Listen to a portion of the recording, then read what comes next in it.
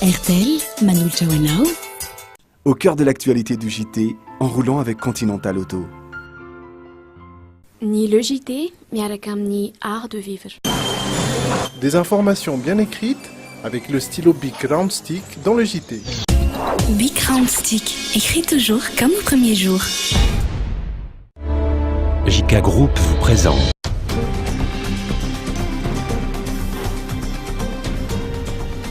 Ankafaliana trano tompoko lasy tompoko vavy no iarabany anareo any tokantrano any sady anasany anareo anjoy hatramin'ny farany logité androany sabotsy fahavalony volana jona ny alina dia hovaovatsika eto anatin'ny logité ny vaovao mahakasika ny politika ny resaka fifidianana izay nisy toyny dia ny filatsahansazy avy any amin'ireo fianakaviambe sy firendehibe avy any ivelany any ho an'no candidat telo menada na be resaka teo amin'ny tontolo ny fifidianana tao ao amin'ny tranga-piarahamonina fanafiana amin'ny tapedina tetsy akadina tompo zadary iray namony ainy ary nisy no sy malagasy iray naratra tamin'izany eo amin'ny tranga-piarahamonina izay ihany fa vaovaony sosialy kosa dia maro no malagasy tsy mahavita manangatsaina intsony amin'izao fotoana izao na dia vakaiky aza ny fetim-pirenena kamo izy ireo maromaro koa no nitoetra ara-politika vokatrany dia tsy mandeha ny tsena ny sainam-pirenena izay asa tselika amin'izao fotoana izao vaovao kolotsaina mazava ho azy dia iresaka mahakasika ny fananana misy emisτερtsika izay aloha famarana lehibe tetsy amin'ny sisy ivato ary ny farany vaovao fanatanjahantena taranja baolina kitra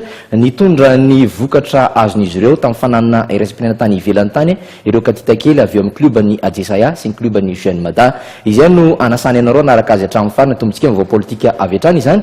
dia ny mahakasika ny sazy iraisam-pirenena avy amin'ny ny ivelany any ny tsy fahafahan'ny filoha antetezamita amin'ny vady sy ny filoha teo aloha Didier Ratsiraka ary ny candidat Lalora Valomana vadin'ny filoha teo aloha ivezivezy intsony any Europe satria tsy mahazo ny visa Schengen intsony izy ireo raraka ny sazy tamin'izany tona fanazavana mahakasika an'izay izay mety toy izany eto androany Honoré Rakotomana nampahay lalàna.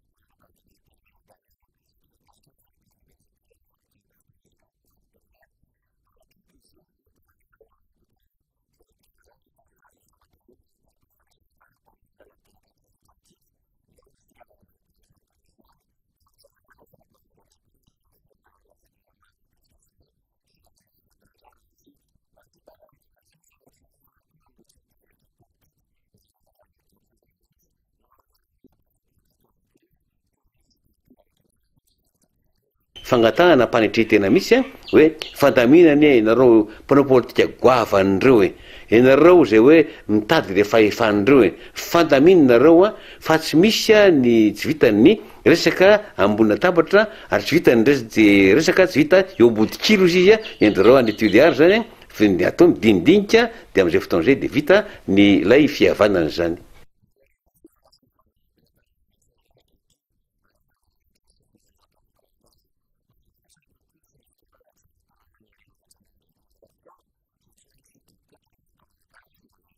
So dia mitrotra ny vahoaka izany hoe atsotsika amin'ilay hoe explosion sociale tsy ho voatanana rotson'ireo ary za mino fa nreto mpitandro filaminana reto iandany amin'ny vahoaka ireo satria reo no aro ny vahoaka ireo ka marina fa iaro ny androm-panjakana izy fa raha ohatra kosa le androm-panjakana tetezamita miopefy dia lazika anareo fa izy le explosion sociale zay hitrotra ny vahoaka tsy ho tananareo tsony ary amin'izay fotoana zay iandany amin'ny vahoaka ny mpitandro ny filaminana. Vaovao ny politika izay ihany mahakasika ny fifidianana ihany koa dia mbola mihizingizina mafy tsy mety manao sony ny didim-panjakana mikasika ny fanemorona ny datim-pifidianana ny prime ministre Omer Berzika ny antony moa dia izy manokana mahafantatra azy fa saingy raraka ny voalazan'ity pahalalana ity ihany Honoré Rakotomana dia misy antony manokana matoy tsy nanao izany sony izany arahantsika ny fanadidina.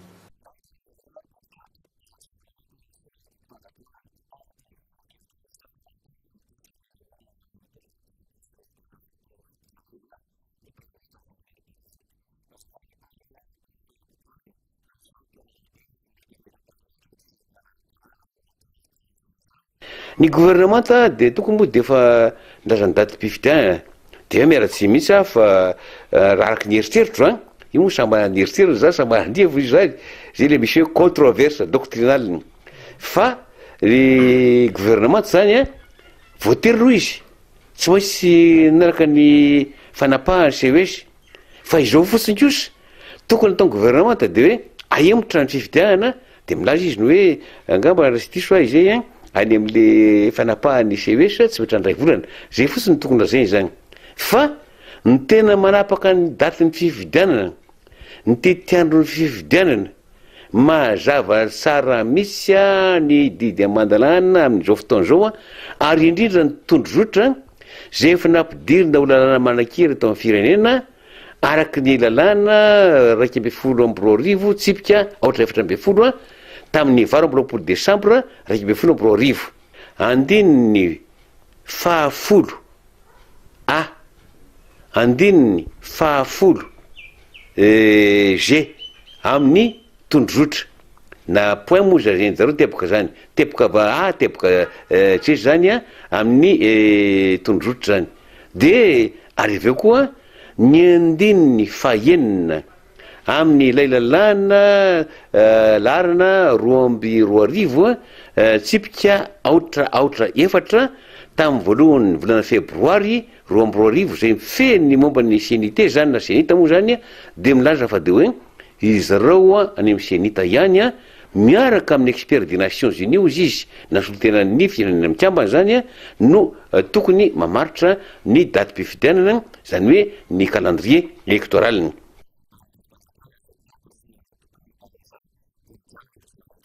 manomboka eto kosa ny vaovao ny trangam-piarahamonina tetsy Akadindratombo zandary iray no namony ainy Sinoro sy malagasy iray no naratra izay mivokatra ny fanafina amin'ny tapedina ny tranga Omalial mitondra amin'ny fanadina makasika an'izay Jerry Edouard.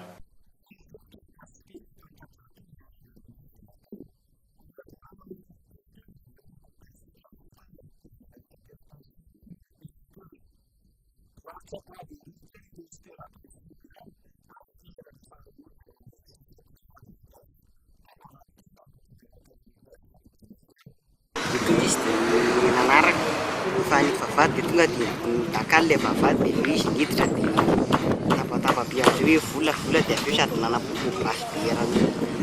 tokotany.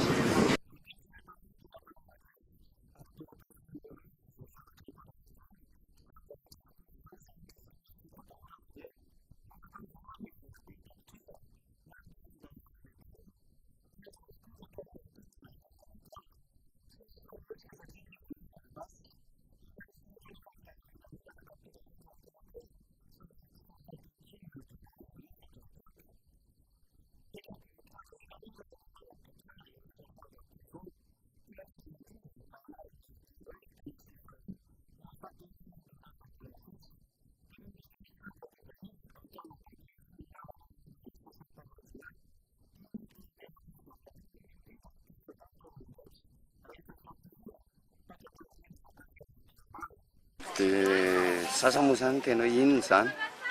dia efa tonga ny polisy avy any sy ny gendarme dia gendarme ray mivoatifitra teto zany dia anankiray tamin'ny zolahy voatifitra teo amin'ny fiany.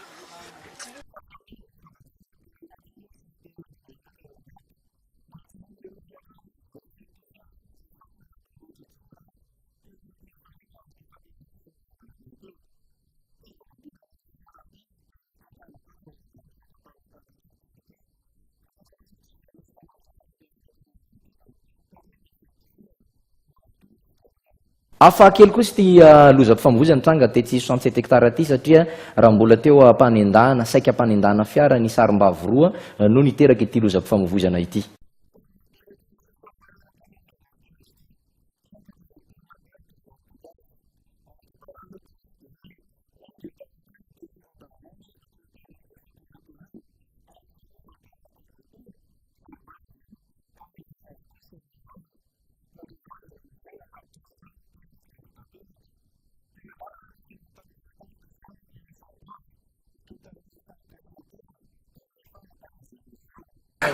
maizina le andro de tsika fa le perruque no hitanay raraka teo le perruque tam'le tany amin'ny hôpital zao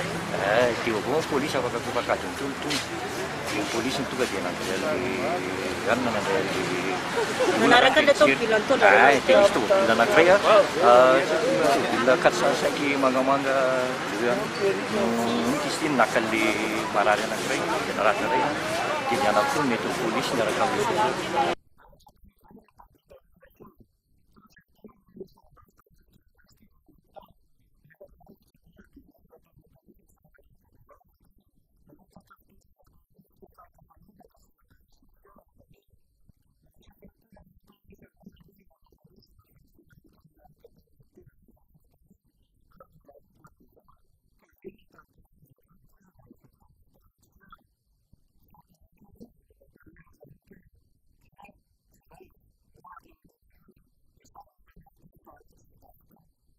ary farany ho an'ny vaovao ny trangam-piarahamonina ihany dia misy vovona fako maimbo ny tanàna etsy Ambalavao isotra amin'izao fotoana izao menomenona amin'ny vahoaka satria tsy hita sady tsy fantatra inona ny andraikitra ho raisan'ireo tompona andraikitra eo anivon'ny fokotany manoloana izany.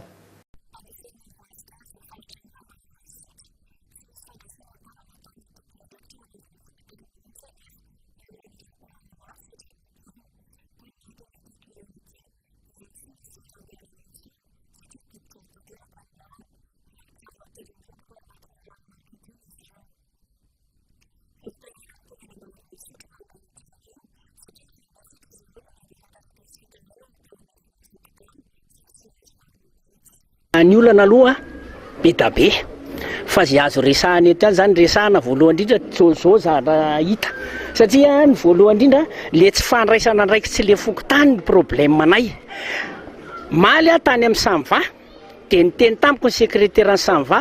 maly tamin'ny 7 maraina izy vao nanatitra ny taratasy fangatahana fanadiovana tanàna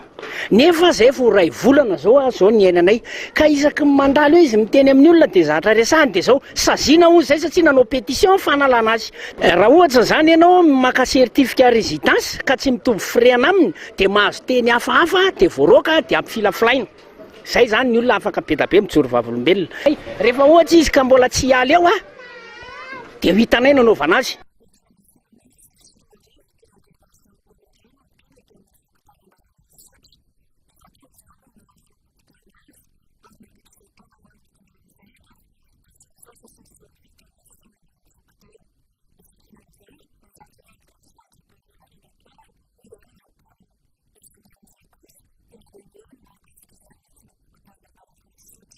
Tsy voaray volana mahery zany io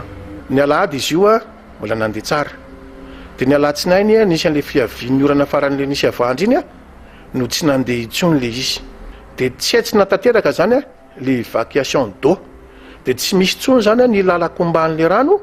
dia niteraka n'io zavatra io ny fokotany zany hatramin'izay mipetrahana teo zay efa taon'izay ny andray andraikitra foana tsy andro tsy alina fa dia ny olona mihitsy no manao fanahinina manao zay tsy ampandehan'le canal fa tokony aloha atsapatena mihitsy ny fokotany n'Ambalavao ny ponina ny fokotany n'Ambalavao mihitsy zany satria ny zava misy dia mandrora amin'ny tsy lany mihitsy ny tsika mianakavy amin'izao fotoana izao.